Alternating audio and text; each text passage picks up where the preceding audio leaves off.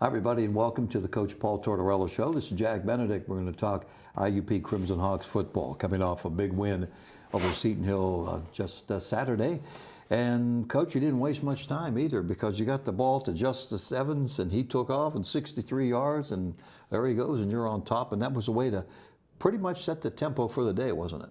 Yeah, we wanted to get off to a fast start. We won the toss. We took the ball. Unfortunately, the second play, we fumbled on a tip pass. We had missed a guy wide open. We had a good kickoff return. But then we got a 3-and-out, and then the very first play, Justice broke it for a touchdown, and we really wanted to run the football. You know, the first two plays, we tried to catch them on passes, and then we kind of settled into the run pretty good. Yeah. Did you ever? 324 rushing yards. Tremendous again, second week in a row. A lot of credit to the back, a lot of credit to the offensive line. Huh? Well, our offensive line were voted players of the game this morning by our staff. Good. You know, the whole offensive line. We ran it for 324. We only had, I believe, they had one sack when Javon was in there. So they played very well. I mean, I don't think we had a run that lost yardage other than the reverse. And we had, you know, Belega had 100 yards, and so did Justice, obviously. So the offensive line's playing very well, and we're back to the formula where we've got to run the ball to win. Yeah, that's going to make Coach Camp pretty happy, I'd say. Well, it does, and it makes guys on defense happy too, because we got the time of possession flipped around. We had it by, I think, 10 minutes on Saturday. It's just like at Gannon. You know, in the past, we've won a lot of football games that way, running it, taking shots in the pass game, playing good defense, and controlling the clock and controlling, you know, the time of possession. Yeah, time of possession was 37-23. Yeah. Yeah. So it was even more than 10 minutes, 14 minutes, yeah. Yeah. The other thing, too, with the opportunity with getting a big lead to get other people in, especially like on your offensive line, you got a lot of young guys there. Well, yeah, the fourth quarter was predominantly sophomores and freshmen on both sides of the on both sides of the ball. So you know, they played a good bit against Millersville, played a good bit against Lockhaven, got a chance to play them a good bit here this past Saturday. So we got to see some things from our younger guys. Javon was in there at quarterback, did a good job. Belega running the ball. We had three young guys in the offensive line, freshmen. And then defensively, same thing. We played, you know, a lot of the young D linemen played, and couple young guys in the secondary. So it was good to get those guys in the game and get them some game experience. Yeah. Tyler Belega, who transferred from Seton Hill, 101 yards, great story. You know, the guy gets an opportunity to play, does a great job. He, if I remember correctly, he didn't have spring ball, did he? He was like the manager, wasn't he? He was hurt. He was hurt, yeah. And he still wanted to be around it. So I said, well, you know what? Why don't you just help us as a manager? You'll still go to the meetings. You'll still be with the running backs. So he, you know, that's what he did. And he was great. He was a great manager, but, you know, we knew he was going to play, and he couldn't. He had a hip problem. So we knew he was going to be out for the spring. So he was there every day, and was in all the running back meetings, and was at every practice, and was in their individual drills and so forth. So he was all in, came in January, and then in the fall he had a good preseason camp to the point where we knew we would use him, you know, as a backup running back. Sure, yeah. Well, let's go the other end to a senior in Chris Temple. Troubled by injuries, you know, last year, we know his story this year. Got a couple of touchdowns. He's up to, he's got 5 touchdowns this year. He's up to 40, second to a guy named Michael Mann. That's pretty good, you know. Yeah. That's pretty good company. It was so good to see him score some touchdowns. Absolutely. You know, he had a great first 2 years. Then his junior year didn't, you know, he split time with Justice and Samir. So then he didn't play last year, so, you know, because of the injury. So he has really been a great part of our program, and it was good to get him. You know, he's been playing a decent amount this year. Missed the last 2 or 3 games with a foot injury, but it was good to get him back, especially down in the red zone and down on the goal line. Mm-hmm. You know, the thing I noticed about him when he was out last year, the fact is he was around the play. He was around the other running backs, like almost a coach. He was. He was Coach Barker's assistant. He was in every meeting, was at every practice, made every trip with us. It was like he was a graduate assistant on the field, and he helped those young running backs. Yeah. And he was a big part of our success last year, even though he didn't even play, just because of what he brought to the team. With Samir Bullock, got a chance to play him some. You didn't use him too much. He was out for a while. I saw them taping his ankle, but he's okay, right? Yes, that was precautionary. We wanted to play him just enough to get him back into game action, to have him ready to play this week against Edinboro. We didn't want to just put him in against Edinboro and not give him any game action because he hasn't played for about a month. So he had fresh legs, as you could see. Those guys that don't play, JoJo, he's out there and he hadn't played for 2 or 3 games. He looks a lot faster than some of the other guys because, you know, you go 2 or 3 games without playing, that saves your legs a little bit. And Samir's fast to begin with and very quick, and he was fresh on Saturday, and we gave him 7 or 8 carries, I believe, in the first half, and then got him out of there. Yeah, we talked about your opportunity to get the other guys in because of the big lead. Javon Davis, the kid from Steubenville, true freshman, 3rd game now that you've had a chance to get in. You and I have talked about this, but I've had some people ask me the red shirt rule, which applies in Division I, you can appear in 4 games, but there's no such rule in 2, right? And we knew that going in. We knew that he would be our back. Well, when he won the job in fall camp, we knew he would be the backup. And, you know, you're 1 play away from going in. Thank goodness, Lenny hasn't gone down that way. And he's done well when he's been in there. It's, you know, if you have a guy that you think next year might be the guy, it's hard to not play a whole year, you know, and sit out. So we thought it was the best thing after he won the job to play him as the backup, and he'd be ready if anything happened to Lenny. And, you know, fortunately, nothing's happened. So he's played in 3 games and done really well in all 3 games that he's played in. Yeah, and the guy you have, Ymir Wilkerson, who is your 3rd guy out of Harrisburg, lefty and all, with a lot of promise. He gets an opportunity to learn this year, and then, you know, these guys move right in because, you know, it's a shame, but Lenny Williams and other people leave after 4 years eligibility. Well, I've had a lot of other coaches from the other teams say he's still here, you know, this year. I thought he's been here forever. Well, it finally does come to an end at the end of this year. But and Wilkerson does a great job. He gets a lot of reps because he runs our scout team. So he's running our opponent's offense, and he gets a ton of reps during the week, and he's done a great job on our scout team. We got Dwayne Brown on our scout team.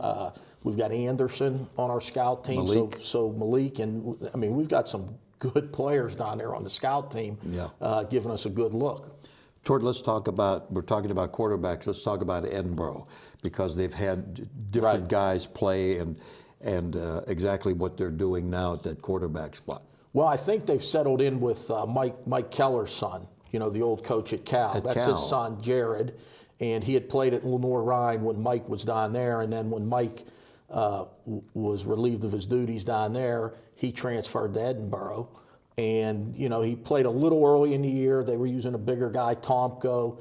Tomko may have gotten banged up a little bit, and then Keller took over and has done a really good job, you know, running their offense. So right now, you know, we expect him to be the starter. He's started the last 3 games for him. And he's got 3 weapons with the running back Fletcher and the 2 wideouts, Clark and Gregory, are 3 of the best players in the league. So skill-wise, offensively, Edinboro's as good as anybody in our league. Mm-hmm. Yeah, that's kind of surprising that they haven't been. I mean, their record is good, 6-3, but some of the games you thought they would play better or even win, that didn't happen. Well, you know, they had a tough loss at Cal, much like us. Game they could have won in the 4th quarter. Then they had to go to play Slippery Rock the very next week, so that probably hurt them. And they played a pretty good first half. They just wore it on in the second half and got beat pretty good. And then the next week they played Gannon, which was a tough game, and they won that game. And then they finally caught up to them. They had a 4-game swing there where it was 4 pretty tough games. It caught up to them at Mercyhurst, and that was probably the game they didn't play very well out of the whole year. But here's the other thing you got to remember. They've played 9 games. They've only had 3 home games. So they've been on the road 6 of 9 games. So now they're at home with us, and then Kutztown, the last game of the year. So, you know, you play 6 road games. They're 3-0 at home. They're 3-3 on the road. So, you know, all 3 of their losses have come on the road, and they're tough at home. So, it'll be a real tough test for us this weekend. You know, Walter Fletcher, the great running back, and they've had a lot of good ones up there. He's he still has another year beyond this. He's breaking some, tying and breaking some records. Does he remind you of any other running backs you've gone up against in recent years? Well, you know, he's a little bit of a lot of guys. You know, he has the breakaway speed that he can hit the home runs, but he's also a good 4 or 5 yard gain type runner inside the tackles. The other thing, he's a really good receiver out of the backfield. Yes. So, I mean, he's a great all-around running back, very productive, has been very durable. You know, he's their main back, obviously, and he gets the ball a lot, and he very rarely ever misses any games to injury. So he's very durable. He doesn't turn the ball over. I think he's only fumbled once or twice in his career. Well, he had a couple last week, yeah, I think. That's what it was. But that weather was horrible. Yeah, he had 2 fumbles, I think, last week, and they were his first fumbles in the last 2 years. Yeah. So, I mean, he's a big-time running back, and what helps his production is they've got 2 really good wideouts.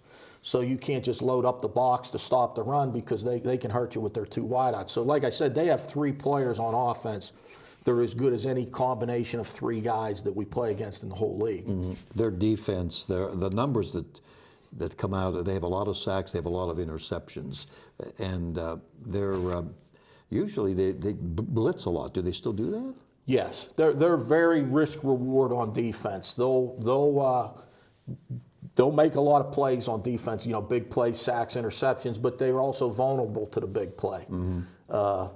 They're not going to sit and let you drive the ball 10, 12 plays without blitzing you and trying to get to your quarterback, or, you know, they're very non-conservative, so to speak. They'll take chances on defense, and sometimes they win and sometimes they don't, but it leads to some negative plays for the offense with the sacks and obviously the interceptions and the turnovers, and they do a good job with it. You know, they understand it. They understand their scheme.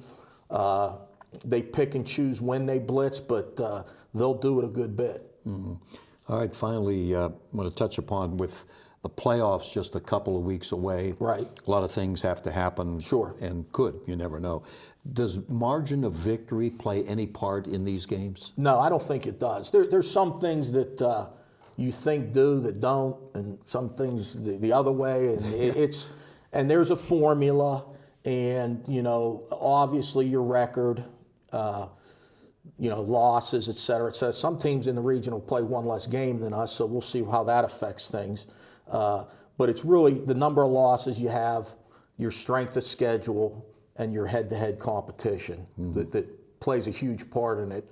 We'll have a good strength of schedule bump here the next 2 weeks. Edinboro 6-3. We probably will play Shippensburg at 5-5, so it'll be a team with a 500 or better record when we play them. Clarion, it's when you play these teams is what their record is. And, you know, we played Clarion when they were 4-2. True, yeah. So there's some things in our favor with the strength of schedule. You know, my whole thing is, and we've talked to the team about it, is, hey, let's play our best football, 1 game at a time. If we finish with 2 losses, you know, I'll put our 2 losses against any other team that has 2 losses in the region. Yeah. One other thing. Next year, right now, you only have 10 games. Correct. Any thoughts of an 11th game, or are you going to think about that, how you want to handle it? It will probably have to be a home game, which teams, obviously, it's hard to negotiate that because we play a lot of road games early in the year. Mm-hmm. And I'm really going to be interested to see what happens with these teams that only play 10 games in the region, if it affects them. I'll be real honest with you. If it doesn't affect them, you're better off playing 10 games. It's just 1 less chance to lose. You know, it's not, it doesn't, you know, the win, we've had 2 great wins against Ashland in openers that we didn't have to play. Mm-hmm. And it paid off last year because we were the number 1 seed. But let's see what it does this year if it comes down to that compared to teams that didn't play anybody. So when I see that after the next 2 weeks, you know, pan out, that'll really determine what we're going to do about 11th game. If I don't see that there's any merit with these 10 teams that only play 10 games getting seeds and getting into the playoffs, then, you know, we won't play an 11th game. Mm-hmm. Interesting. All right, good luck against the Borough. Appreciate it, Jack. Thanks. Okay, on the road at Edinboro. Kickoff is at noon, and we'll have radio coverage 11:30. And of course, you can pick up the video wherever you may be. It's that kind of a world. For Coach Tortorella, this is Jack Benedict. Have a nice evening.